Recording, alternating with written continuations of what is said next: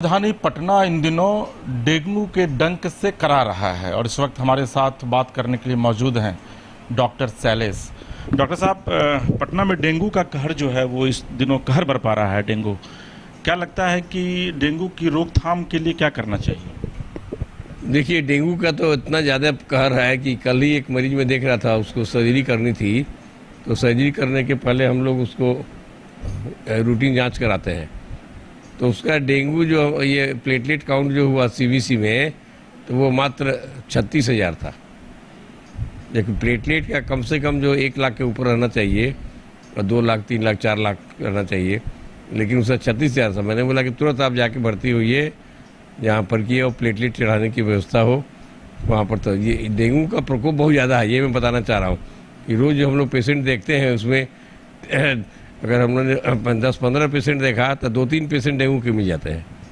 तो ये बहुत विकट स्थिति है और इसके लिए तो जो सरकार है ये पूरी तरह जिम्मेवार है। क्योंकि मुझे है कि जो छिड़काव होता था और जो एयर वाला जो करते थे लोग, धुआं देखते थे, वो सब भी कुछ नहीं चल रहा है।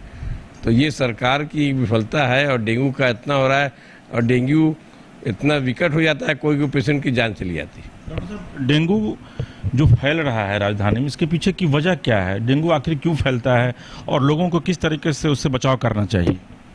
देखिए, सबसे मेन कारण है मच्छर। और मच्छर कहाँ पर है? जहाँ की पानी जमा हुआ है, जहाँ पर कि नाला है।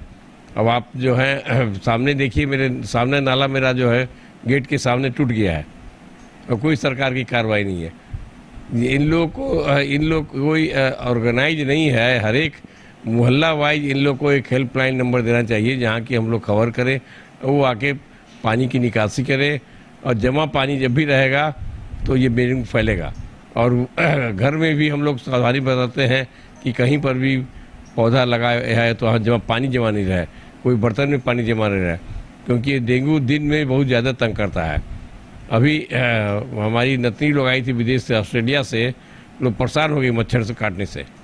तो ये समझ सकते हैं कितनी विकट स्थिति यहाँ पटना में इन लोगों ने बना कर रखी हुई है। तो सर, ये डेंगू का मच्छर रात में नहीं काटता है आपके अनुसार? ना, अधिकतर जो डेंगू का बीमारी होता है दिन वाला मच्छर होता है, इसलिए दिन में ही।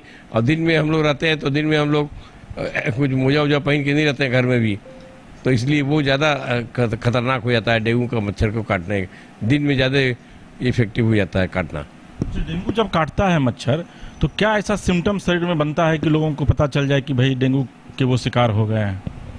इसमें 2-3 तरह की बात है। एक तो है कि आपको सिम्टम कुछ मिलेगा ही नहीं। पहला एक ग्रुप है जिससे कल जो पेशेंट आया उसको कोई सिम्टम ही नहीं था। दूसरा जो ग्रुप होता है, इसलिए आपको जो है मतलब वो तो एक प्रॉब्लम है कि कोई सिम्टम ही नहीं। दूसरे को जो होता है वो शरीर में थकावट और बुखार होने लगता है।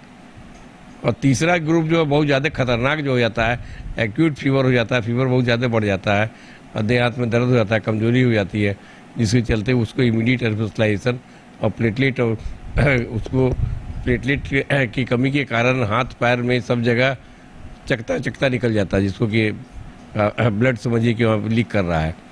तो वो बहुत विकट स्थिति हो जाती है और पेशेंट का जान भी कई बार बचाना दिक्कत हो जाता है।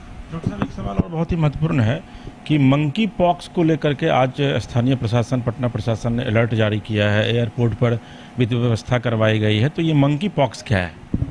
मंकी पॉक्स तो है कि आपको ये वायरल डिजीज है। जिस तरह की आपको वायरल डिजीज बहुत सारी होती है उसी ये है, लेकिन इसका जो है साउथ अफ्रीका से ही है, वहाँ से आया है, इसलिए नाम उसका मंकी पॉक्स पड़ा हुआ है। लेकिन अभी इंडिया में कम है और पटना में भी और कम है। अभी एग्जैक्ट क्या है, लेकिन मंकी पॉक्स का कोई केस हम लोग को नहीं मिला है, ना हम लोगों ने उसको देखा है। तो ये बहुत कम अभी यहाँ पर ये है। तो मंकी पॉक्स का क्या सिम्टम है? इसके भी जैसे आपको स्मॉल पॉक्स में जो निकल जाता था उसी तरह का सिम्टम इसको पूरे शरीर में हो जाता है। आपको पूरे शरीर में चकता निकल जाएगा, आपका फोला बन जाता है और पूरे शरीर में। और उसके बाद वो बहुत सीरियस रूप ले लेता है, आपको इलेक्ट्रोलाइट इम्बैलेंस हो जाता है और पेशेंट को कभी मरने की भी संभावना हो जाती है।